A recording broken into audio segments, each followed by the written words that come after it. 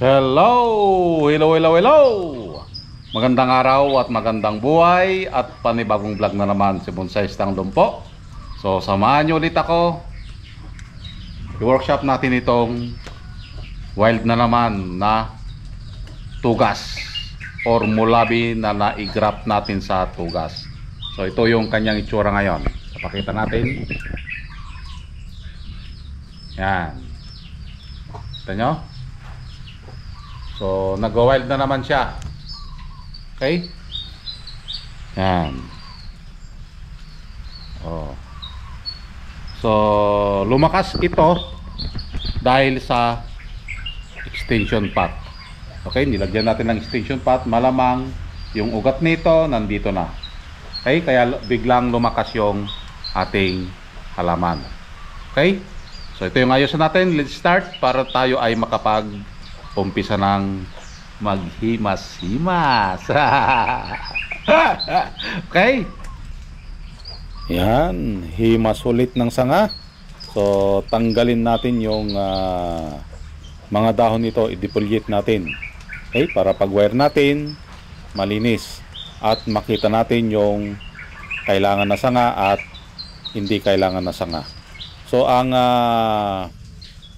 tugas or mulabi ay isa silang deciduous tree. So kapag sinabing deciduous tree, ito ay nalalagas ang kanilang mga dahon. Kapag ito ay nagkulay yellow, nalalaglag. Okay? So yun ang kaibahan ng kinakalbo na bonsai at hindi kinakalbo na bonsai. Okay? Ang deciduous at coniferous. Yung coniferous, yun yung hindi nalalagas ang dahon. Okay? So ito ay napapabilang sa deciduous tree. Yan. So after nating makalbo, ito naman ay ating i-unwire. Okay? Pagtanggalin natin yung pagkaka-wire at palitan ng bago. Agoy, agoy, agoy, agoy. Parang siya. Kinalatan ka niya kasi may bago na. Nadamay na naman yung kakilala ko. Sakit nun, bes. Kinalitan ka na dahil may bago siya. Agoy, agoy, agoy. So guys, na-unwire na natin. Okay? So umuulan ngayon. Ayan, masa. Okay? So kung mapapansin nyo, yung kanyang ginaanan na naman ng wire ay mga bumaon na. Ayan. Bumaon. Yung iba. Okay? Tulad yan, bumaon ulit. Ayan. Okay? So mag-wire ulit tayo. Iayos ulit natin itong naka-wide. Tanggalin natin yung isang sanga dito dahil nakakaharang sa harapan. Yan yung ating natanggal. Okay? At i-wire ulit ang ating halaman. So ganun ulit ang ating gagawin. Parang yung una. So i-wire and then iayos. Okay? Para maiayos ulit ang kanyang mga sanga hanggang sa mawala na yung kanyang wire. So kapag wala ng wire ito, meaning ang kanyang mga sanga ay nakapag-establish na, hindi na bumabalik sa dati. So ang gagawin mo na lang nun ay gupit-gupit, i-maintain ang kanyang itsura.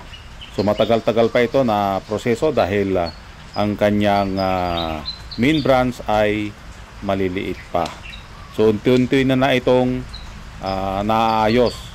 Makikita nyo naman kanina naka-wild and then nagkakaroon na siya ng forma. Okay?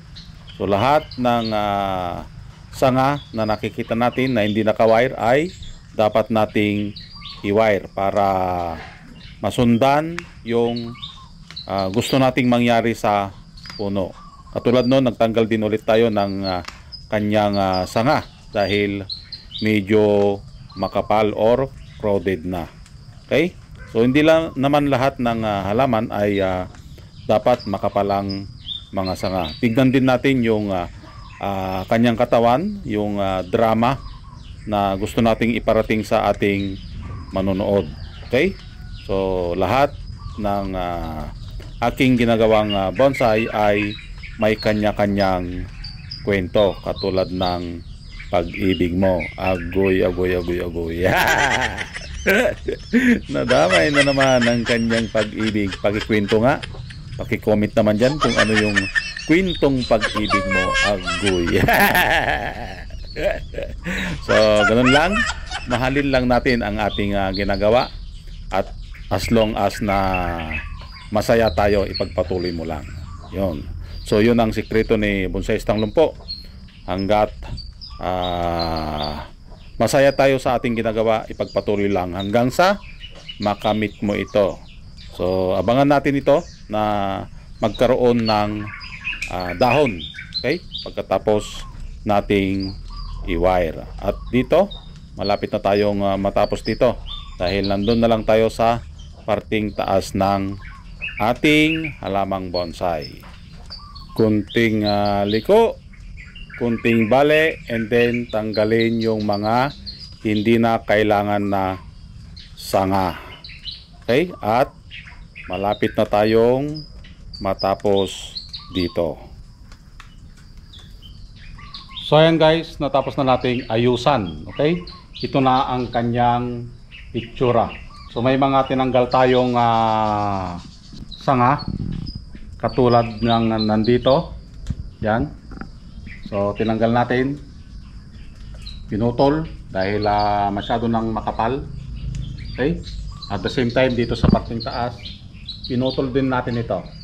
Okay? Pati yung dito sa kabila. Okay? Para tubuan. And then ito, hihilain natin palikod. Para tubuan ito, pag ganun na, pataas na. Okay? Dahil hanggang dito lang yung kanyang ulo, nandyan lang. Okay? So unti-unti nang kumakapal ang kanyang mga sanga. Okay? So ito yung kanyang back branch. Yan. Ito mo, yung mga pasilip dyan para maharangan ito. Itong part na ito, butas kasi ito. So kailangan natin ng backdrop, yun. Okay? And then ito din, nagputol tayo dito. Yan, dito. Pinutol natin ito. Okay? So unti-unti na siyang nabubuo. Ito yung kanyang kabuuan, oh. Yan. Okay, nakita nyo na. So matagal-tagal pa ito dahil nakukulangan pa tayo sa sanga. Antayin natin ito, i-update natin hanggang sa mabuo. Okay? So maraming salamat, at nasamahan nyo na naman si Bonsaistang Lumpo. Hanggang sa muli. Bye-bye.